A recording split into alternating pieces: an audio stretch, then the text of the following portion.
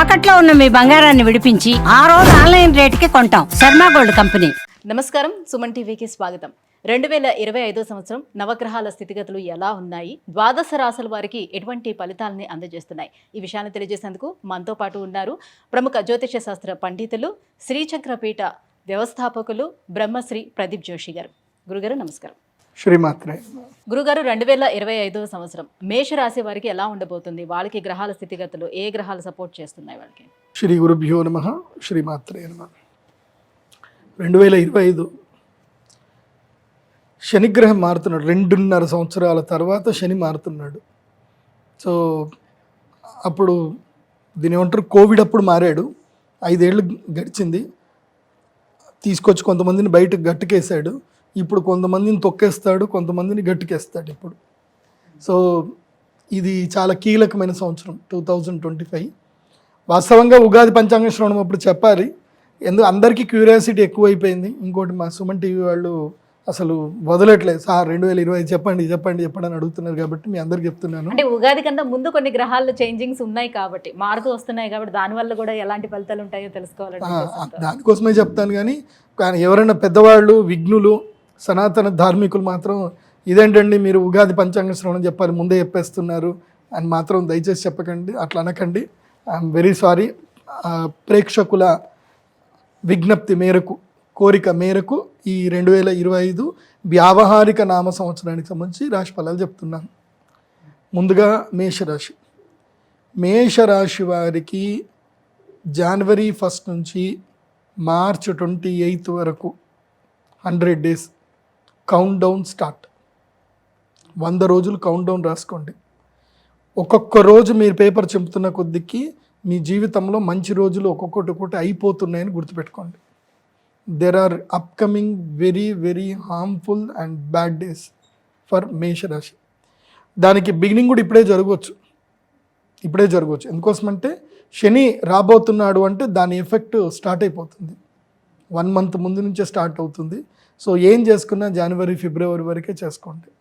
March 5th are 25th వరకు. ఇంకా March 25th లోపల ఎప్పుడు ప్లేస్ చేంజింగ్ అవుతుంది. మార్చ్ 28 తర్వాత మారుతున్నాడు. 28కి మార్చ్ 28కి ఆయన ఉంటున్నాడు అక్కడ. షష్టగ్రహ కూటం ఏర్పడుతుంది. ఆయన వచ్చి రాగానే అందరినీ లైన్లోకి వేసుకుంటున్నాడు. ఆయన గ్రహణం కూడా స్టార్ట్ అవుతుంది. అక్కడికించి శని తన ప్రభావం చూపించడం స్టార్ట్ చేస్తాడు. సో ఆ ప్రభావం ఫస్ట్ చూపించేది మేషరాశి వారి మీదనే. మేషరాశి వారికి లెక్క, పద్దులు అన్నీ చూసుకుంటాడు. ఇంకా స్టార్ట్. వ్యయస్థానములో శనిగ్రహం వస్తున్నాడు.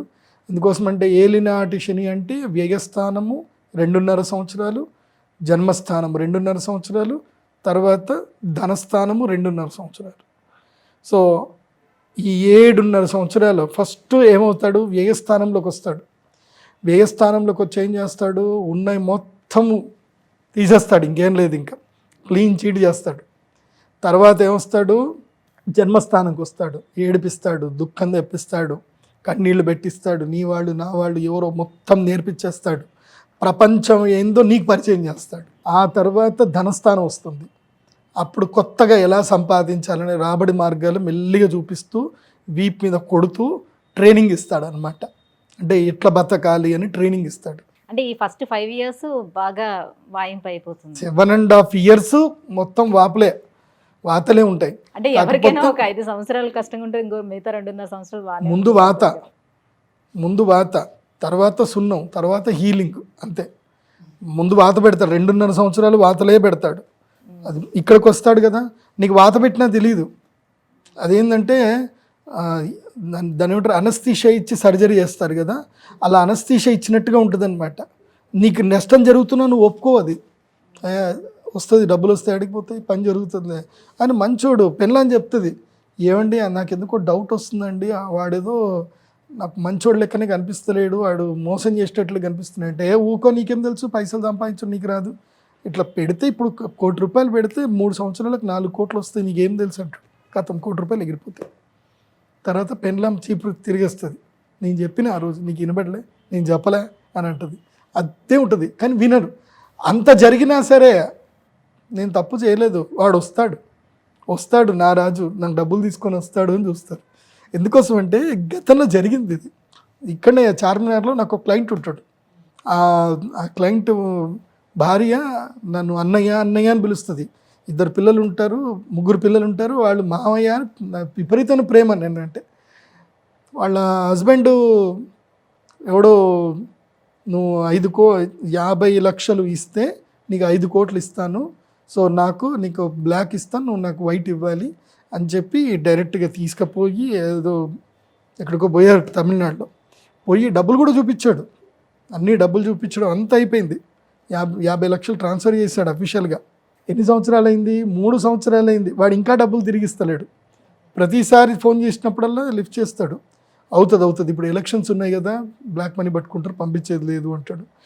వాడు ఎట్లా చెప్తాడో కానీ వీడైతే వింటాడు. ఇంకా ఇప్పటికీ వాడు డబ్బులు పంపించట్లే. నా దగ్గరికి వచ్చాడు, వాళ్ళ ఇక అన్నయ్య అంటది కదా, ఆమె ఏడ్చుకుంటూ వచ్చింది, అన్నయ్య ఈయన మొత్తం డబ్బులు తీసుకెళ్ళాడు, పెట్టేసిండు, ఏం చేయాలి అర్థమవుతలేదు అని అంటే, నేను లేదు బావా వస్తా అంటాడు. నాకు బావా అని పిలుస్తాడు. లేదు బావా వచ్చేస్తుంది, మన ఇస్తాడు, మంచోడే, అదేదో ప్రాబ్లం ఉందంటున్నాడు, అది ఉందంటున్నాడు, డబ్బులు ఉన్నాయి నేను చూశానంటాడు. ఒరే పిచ్చోడా, పోయి సైబర్ క్రైమ్లో కంప్లైంట్ చేయని చెప్పి అప్పుడు నాకు తెలిసిన డీసీపీ ఏసీపీ గారితో మాట్లాడి చేపిస్తే అప్పుడు కంప్లైంట్. అప్పటిదాకా కంప్లైంట్ ఇవ్వడానికి పోయినా కంప్లైంట్ తీసుకోలేదు వాళ్ళకి. సో ఇప్పుడు వాడు దొరకట్లే. ఇప్పుడు ఫోను ఇదైపోయింది, ఇంకా వాడు మొత్తం స్టాప్ అయిపోయాడు. ఇప్పుడు ఫోన్ నెంబర్ మార్చాడు. నేను అదే చెప్తా, ఏలినాటి శని స్టార్ట్ అయ్యేటప్పుడు ఇవే ఉంటాయి పంచాయతీలు. నేను అందుకే మేషరాశి వారికి చెప్పేది ఏంటంటే, అకౌంట్లో మొత్తం బ్యాలెన్స్ నిల్, అకౌంట్ అంతా క్లోజ్ చేసేసేయండి, మినిమం బ్యాలెన్స్ పెట్టండి, అకౌంట్ క్లోజ్ చేసేయండి.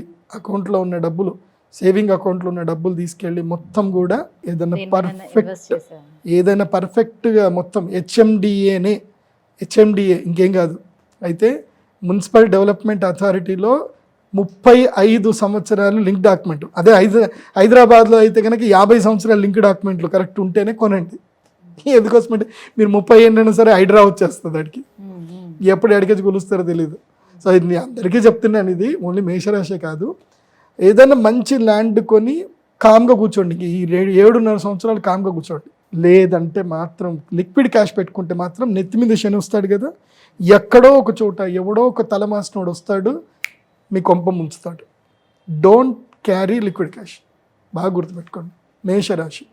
మేషరాశి ఈ సంవత్సరము ది వరస్ట్ టైము, టాప్ 11 పొజిషన్లో ఉన్నారు మేషరాశి. అయిపోయింది, మీ గుడ్ టైం అయిపోయింది.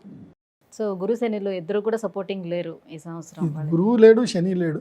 అప్పుడప్పుడు మధ్యలో శుక్రుడు వస్తూ ఉంటాడు, అదేదో నాకు టైం దొరికినప్పుడు నేను చెప్తాను. సో నాది ఎట్లయినా స్టార్ మాలో రాశి ఫలాలు వస్తాయి, ప్రతి వారం వస్తాయి, అవి చూడండి, అవి ఫాలో అవ్వండి. కాకపోతే ఒక్కటి మాత్రం అడ్వైజ్ చేస్తా, వ్యవసాయం చేయండి. శని ద్వాదశంలో ఉన్న వ్యవసాయం చేసేవాడిని మాత్రం శని ఏమనడు. వ్యవసాయం అంటే ఇవైతే కూరగాయల పంటలు కానీ ఏవైనా పండించుకోండి, లీజుకి తీసుకొని కూరగాయల పంటలు మాత్రం పండించండి. దానివల్ల పెద్ద నష్టమేమి ఉండదు, కానీ అది కూడా కష్టమే. శని ఎప్పుడు ఎట్లా చేస్తాడో తెలియదు, శారీరక శ్రమ ఉండాలి, కానీ అది మంచిదే. ఇప్పుడు నా జీవితంలో నాకు ఏలినాటి శని వచ్చింది. నాకు ఏలినాటి శని వచ్చినప్పుడు నేను ఎంత ఏడ్చానో నాకు తెలుసు. అసలు ఎవరూ లేరు నాకు, నేను ఒంటరి అన్న క్లియర్గా వచ్చేసింది థాట్.